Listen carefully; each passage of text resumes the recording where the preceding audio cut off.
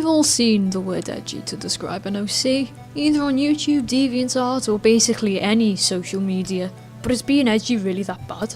Well, it's Pentagrin here, and I'm about to find out. I think the best way to start this video is to actually look at the definition of the word edgy. One of the definitions, according to Google, is tense, nervous or irritable, which is a state of being, not the definition we're looking for. The other definition, according to Google, is at the forefront of a trend, experimental or avant-garde. This still doesn't appear to be the definition of edgy that we as a community know and use, so let's dig a little deeper. Ah yes, here we go. Urban Dictionary, the most reliable of dictionaries. The most upvoted definition here is, the act of being edgy is basically teenage kids that think they're cool. Hardcore kids seem to think they're the fucking edgiest things ever. And bingo, that's the definition that we're looking for. Except we won't be talking about kids. Instead we'll be talking about OCs. Because I actually know about OCs and couldn't give a fuck about kids. I've decided to rewrite this definition so we can dissect it later.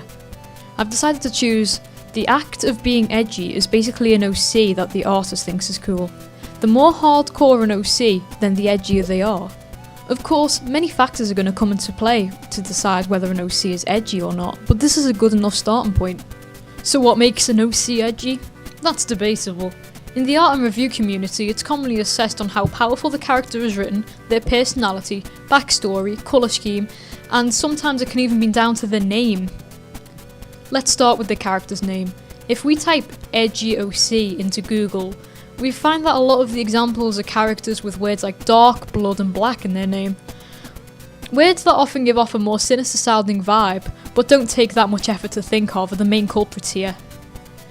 Whilst a lot of the characters in this image search are obviously Joker characters, they can still be used to analyse exactly what makes a character edgy. One of the most recognisable of these OCs is Cold Steel the Hedgehog, which is a shining example of when irony is so strong that it ascends to godhood. Whilst I wouldn't say that this character's appearance is as edgy as a lot of other characters on this Google search, what sets it above the rest is the sheer unrelenting amount of hardcore edge in his description. The kind of unexplained need to hurt people or just generally be evil is a common trait amongst these kinds of OCs. If your character's personality revolves around them being evil for the sake of it with no motive or explanation, then you need to step back and think, am I creating this character like this just for them to look cooler than the other characters? Which brings me on to another subject that's kind of unrelated, so I'll just be brief. Self-insert. Is your character cool because it's what you'd like to be? Everyone wants to be popular and look hardcore, but by making these kinds of self-inserts, you're slowly pulling yourself closer and closer to creating a Mary Sue, which is something that everyone should aspire to avoid like the plague.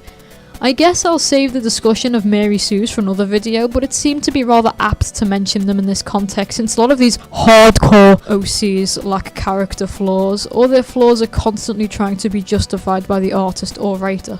The backstories of edgy OCs can also be varied.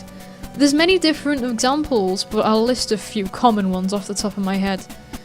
There's the character kills their parents and runs away cliche, the character is bullied and fights back cliche, the character discovers they have some super special powers cliche, the character goes insane cliche, etc, etc, etc. Now I know that these backstories can be written well, given the writer is creative and unpredictable, but I personally find that most of these stories are just easy cop-outs to explain why a character is the way they are without putting much depth into them. Also, I think it's funny how when I type edgy OC into Google, one of the first results is Savdraws. You know, the person whose vocabulary consists mainly of the words edgy and cancer. Come to think of it, the word edgy has grown so much more popular since she's been on YouTube.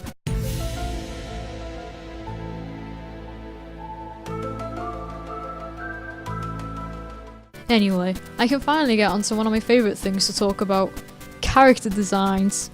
Yay. When I mentioned colour schemes earlier, I'm sure you all thought of the same thing. Red and black. Those two colours have been tainted by edgy OCs. Anyone sees a character with a red and black colour scheme and BAM! It's edgy. Who cares if it's written well or not? If those colours are side by side, then you might as well say goodbye to your career in art, and it's all thanks to Shadow the Hedgehog, the original Cold Steel. But let's backtrack a little bit. What makes these colours so edgy? Oh, I know. colour coding. If anyone follows me on DeviantArt or YouTube, you'll know I love colour coding, and boy do I get into trouble for it. Colour coding is simple. It's when you colour a character using colours that connote a certain thing. Let's use Malphus and Madvid as examples. Malphus's colour scheme consists mainly of black and purple. Both colours connote something more mysterious and sinister about his character, yet the black also connotes his dignity and elegance before his character even speaks or performs any actions.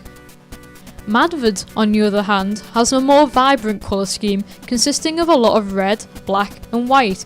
Because it primarily consists of red, his character just screams danger, passion, anger and loudness. Colour coding also works for hair, but this is usually typical for anime to utilise this. Madvid's white hair is supposed to represent the immorality that plays a part in his actions a lot of the time. I chose these two characters because one wears black and one wears red, you know, the two edgiest colours, to show you that they can be used to give the audience a general idea of what a character's like before they do anything. What should be considered, however, is if these colours are being used for a genuine purpose or just because they look cool. Whilst the character's aesthetics don't always have to be meaningful and insightful, it's become such common practice in industry that to ignore this now common rule of character design could be very confusing to an audience. Newer artists could be unaware of this technique and can often just throw together whatever colours they find nice on a character, which explains the abundance of rainbow coloured OCs out there. What was the point I was trying to make again? Oh yeah. Lots of black doesn't equal dark and evil, and lots of red doesn't equal insane and bloodthirsty. Colours can have multiple connotations, and associating two colours with this undesirable edge can be damaging to those who want to use the colours purposefully and tastefully. This colour scheme can be done well, and I have seen many examples of it working well. So what does the definition we have decided on actually mean for all this?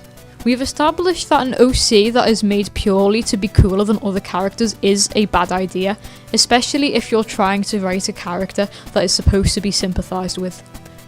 The more hardcore an OC, then the edgier they are.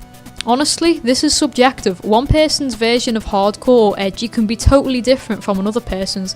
I've seen people's OCs being called edgy just because they had cat ears. My conclusion? We've seen the word edgy become an insult in the artist community, and when you look at the word itself from a critical perspective, there are no negative connotations to it, just the ones that some Urban Dictionary user thought they'd throw in. You can make an edgy character good. In fact, a lot of popular characters would be considered edgy if they were originally uploaded to DeviantArt. If you're so bummed out about your character being called edgy, it's nothing a bit of clever writing or a little colour palette change can't fix. And a big thank you for sitting through this rant.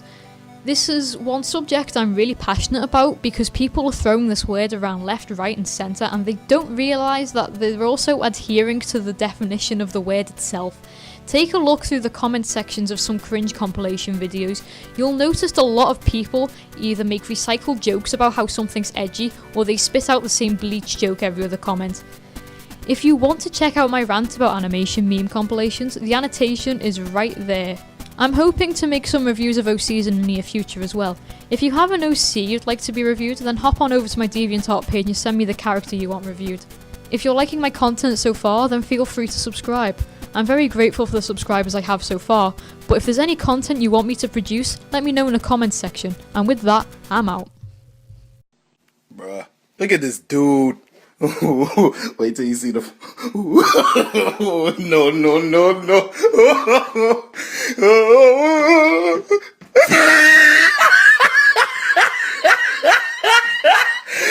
Look at the top of his head.